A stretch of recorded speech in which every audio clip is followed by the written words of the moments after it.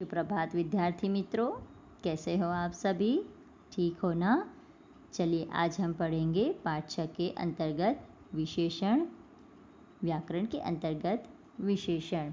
और इसकी परिभाषा है कि जो शब्द किसी संज्ञा या सर्वनाम की विशेषता बताता है उसे विशेषण कहते हैं। यहाँ पर एक उदाहरण दिया गया है, काली गाय। तो काली जो शब्द है वह विशेषण है और गाय एक संज्ञा है। सुंदर उपवन, सुंदर शब्द भी एक विशेषण है और उपवन जो कि एक मतलब बगीचा भी जिसे कहते हैं, और वह होता है संज्ञा।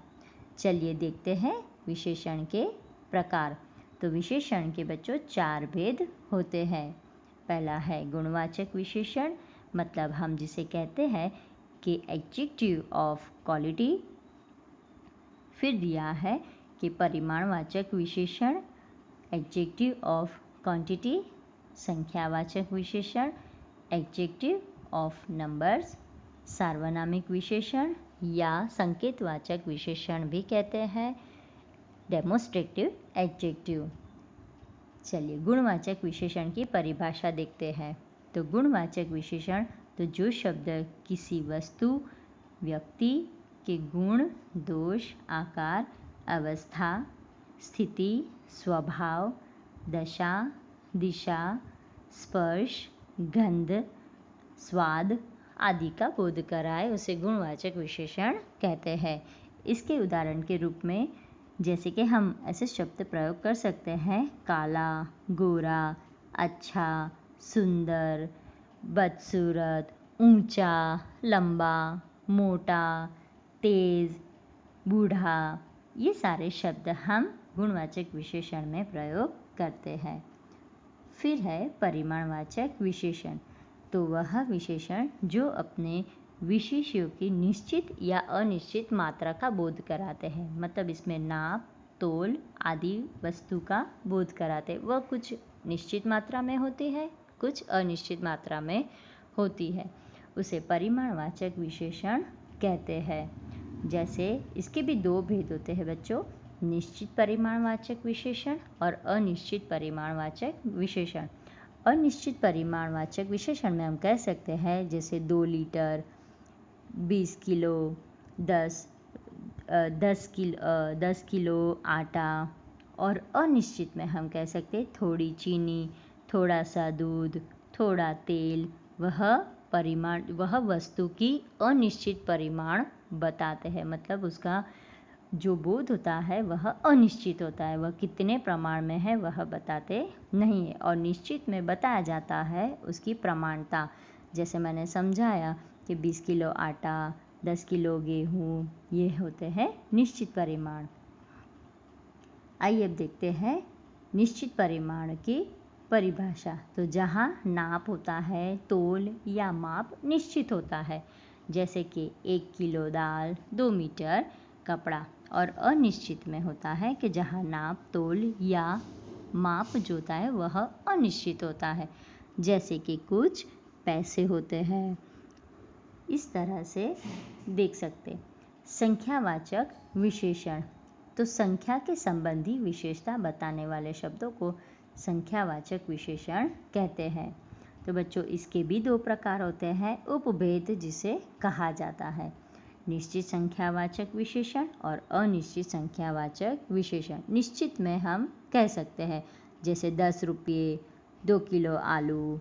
और अनिश्चित संख्यावाचक में कुछ लड़के, कुछ पैसे, कुछ छात्र, कई छात्र। इस तरह से हम अनिश्चित में मतलब हम उसे काउंट नहीं कर सकते, वो उसकी मात्रा जो है वह अनिश्चित है। और निश्चित में हम उसे काउंट कर सकते हैं, जैसे कि 10 छात्र वर्ग में बैठे हैं, 10 बच्चे बगीचे में खेल रहे हैं। पर अनिश्चित में बहुत सारे हजारों लोग भीड़ में खड़े थे। यह अनिश्चित है जिसे हम अभी काउंट नहीं करेंगे। तो अनिश्चित संख्यावाचक विशेषण।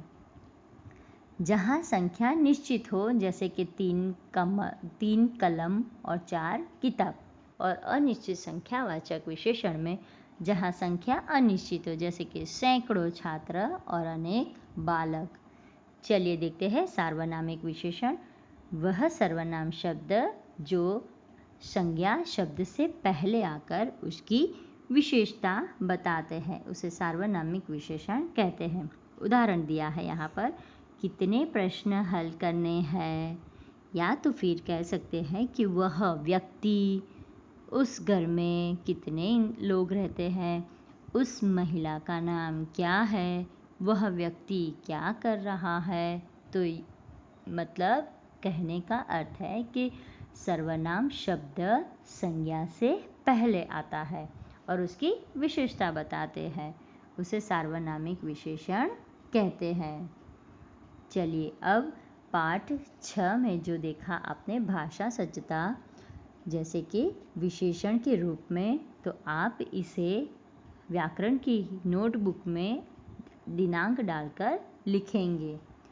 सूरत ऐतिहासिक नगर है, परिश्रमी छात्र कभी असफल नहीं रहता, हमने बाजार से 2 लीटर दूध खरीदा, छात्रालय में 20 छात्र हैं और वे लड़के खेल रहे हैं। तो देखिए जो गाढ़े शब्द हैं उन्हें पढ़िए और यह विशेषण की परिभाषा को याद कीजिए।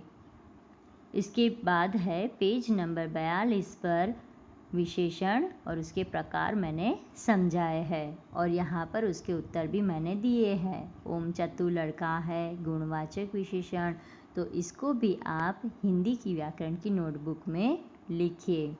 इसके बाद आपको गृह कार्य में करना है, विशेषणों का 3 प्रकार से वाक्य में उपयोग कीजिए, मतलब इसे वाक्य में प्रयोग कीजिए।